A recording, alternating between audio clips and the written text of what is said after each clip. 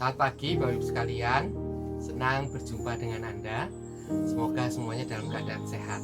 Nah, hari ini sebelum kita merenungkan firman Tuhan, mari kita berdoa. Tuhan, kami bersyukur untuk hari baru yang Tuhan berikan kepada setiap kami. Biarlah melalui semua pemeliharaan Tuhan, kami boleh melihat betapa kasih dan cinta Tuhan kepada setiap kami. Kami boleh belajar untuk terus mengandalkan Tuhan. Kami nyerahkan semuanya ini Tuhan, hanya dalam satu nama, Tuhan kami Yesus Kristus. Amin. Bapak Ibu sekalian, kita akan menaikkan satu pujian yang terambil dari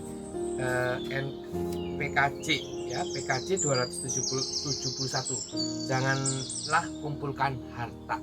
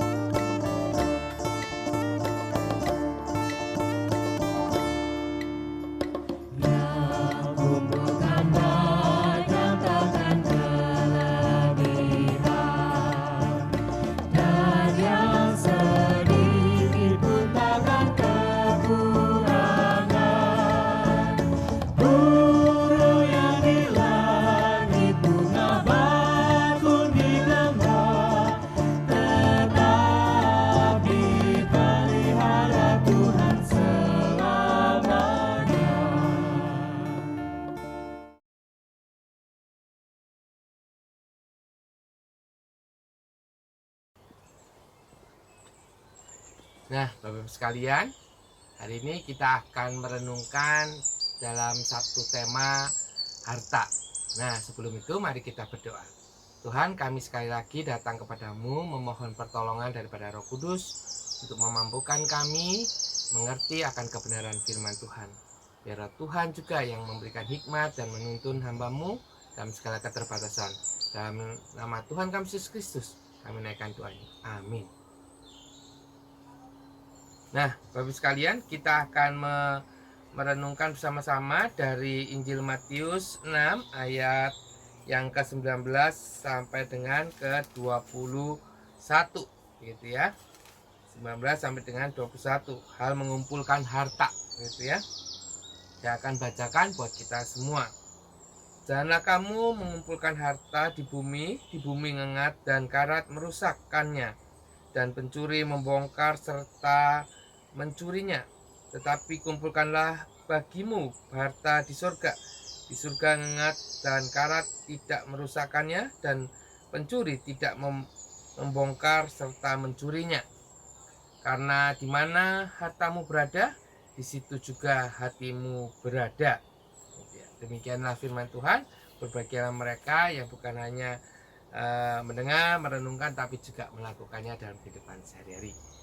Nah, Bapak Ibu sekalian, berkaitan dengan bacaan kita gitu kan ya, saya baru-baru ini membaca, ataupun juga Bapak Ibu sekalian juga mungkin tahu gitu kan ya, ada ini apa namanya, korban anak-anak gitu kan ya, yang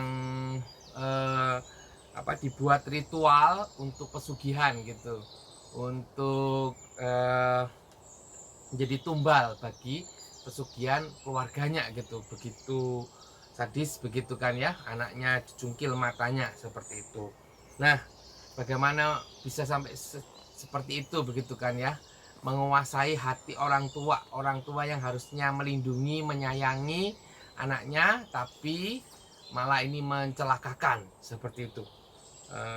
Itu menyiratkan bahwa di hati mereka gitu kan ya, sudah dikuasai oleh segala hal yang jahat itu. Nah, untuk itu Bapak sekalian, hari ini kita juga mau kembali merenungkan bagian dari Matius 6 ayat 19 sampai 21 itu. Bagaimana kita diingatkan kembali gitu ya, untuk tidak mengumpulkan harta, bukannya tidak bekerja, enggak. Tapi apa yang dimaksudkan di situ berarti bagaimana kita tidak membuat harta itu menjadi yang utama di dalam kehidupan kita, begitu kan? Yang bahwa kita menaruh kepercayaan penuh gitu kan, seluruh kehidupan kita ditaruh di sana seperti itu, di harta-harta kita, dan kemudian memandang harta itu menjadi sebuah jaminan, bahwa kita kalau kita punya harta kita akan berbahagia, padahal belum tentu seperti itu. Dan yang ketiga, menjadikan harapan bagi masa depan kita gitu kan ya. Jadi kalau kita terus mengumpulkan harta terus untuk menjamin masa depan kita seperti itu. Saya jadi ingat seorang kaya yang mengumpulkan hartanya, dan setelah hartanya terkumpul semuanya, akhirnya di tengah dia mau menikmati, dia meninggal. Jadi dia sebenarnya tidak menikmati hartanya itu gitu ya, dia bekerja mengumpulkan tapi tidak menikmatinya. Nah, dan bahkan mengingini lebih daripada kebenaran, ataupun mengingini itu melebihi dari keinginan kita untuk memuliakan Tuhan. Padahal kita adalah anak-anak Tuhan yang harusnya kita selalu menempatkan Tuhan di tengah-tengah kehidupan kita. Dan pada saat segala sesuatunya dalam kehidupan kita harusnya ditempatkan di bawah Tuhan seperti itu, bahkan harta gitu. Jadi kita boleh memandang harta itu menjadi bagian untuk kemuliaan Tuhan. Bagaimana Tuhan mempercayakan harta kepada kita, bukannya kita tidak bekerja dan kemudian kita pasrah terus kemudian menantikan Tuhan memberikan ataupun melemparkan begitu, tidak. Tetapi kita mengumpulkan harta itu dengan satu panggilan bahwa melalui apa yang Tuhan percayakan itu, melalui berkat itu, kita boleh memuliakan Tuhan. Oleh karena itu, maka harta yang Tuhan percayakan kepada kita harusnya kita pakai untuk kita makin beriman kepada Tuhan, untuk hidup semakin bergantung kepada Tuhan. Harusnya harta itu menolong kita makin mendekat kepada Tuhan, bukannya makin menjauh dan menggantikan posisi Tuhan dalam kehidupan kita seperti itu. Dan kalau kita sudah terikat kalau kita sudah terikat dengan harta itu, hati-hati gitu ya, kita tidak lagi mengikut Tuhan tapi kita mengikut harta itu. Sama seperti kalau Bapak sekalian ingat cerita tentang anak orang muda yang kaya gitu kan ya, dia mengatakan pada Tuhan bahwa dia sudah melakukan semua hal yang diperintahkan oleh Taurat gitu kan, tapi Tuhan memberitahukan kalau engkau mau yang sempurna, maka jualah semua hartamu gitu kan, bagikan kepada orang miskin, dan ikutlah aku.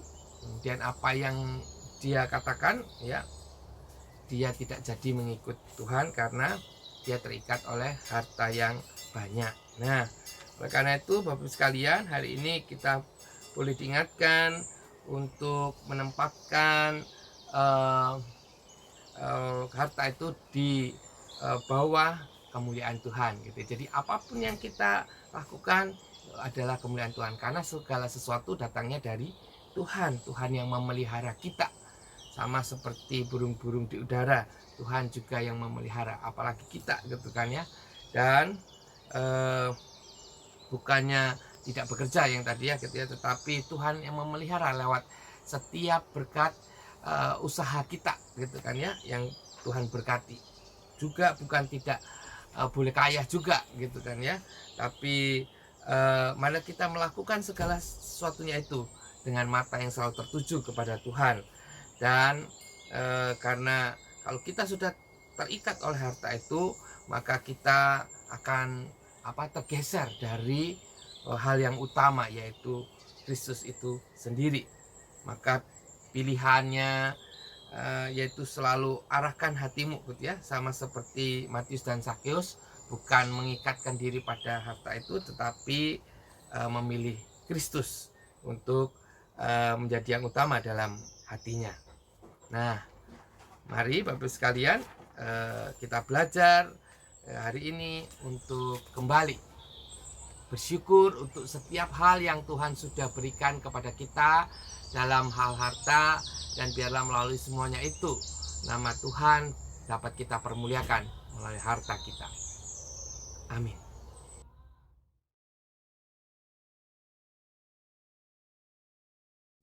O Lord my God, when I in awesome wonder consider all the worlds thy hands have made,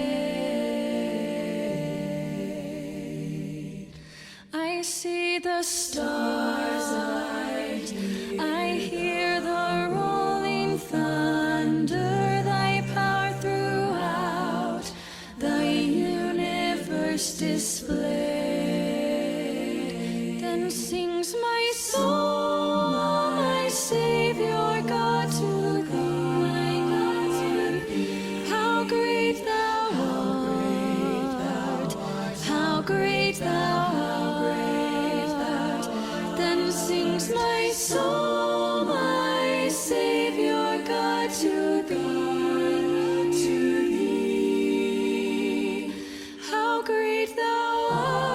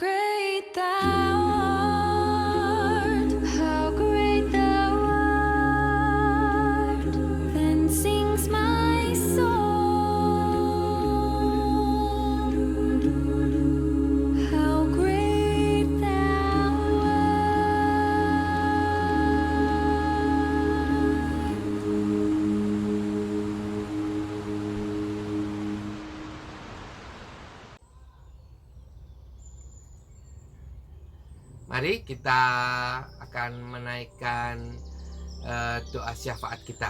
Mari kita berdoa. Tuhan, inilah setiap kami bersyukur untuk pagi hari ini. Tuhan boleh mengingatkan kami untuk menempatkan harta dan dalam pengumpulan harta kami dalam prioritas dalam kehidupan kami, Tuhan, dalam prioritas yang Tuhan berikan kepada kami, agar menempatkan Tuhan terlebih dahulu, bahwa segala harta yang Tuhan percayakan, yang Tuhan berikan dalam berkat-berkat itu menjadi sebuah dimanfaatkan untuk kemuliaan nama Tuhan, ya, menjadi sebuah hal yang Tuhan ingatkan kembali bahwa semuanya itu datangnya dari Tuhan, dan kami harus mempergunakan dengan bertanggung jawab kepada Tuhan.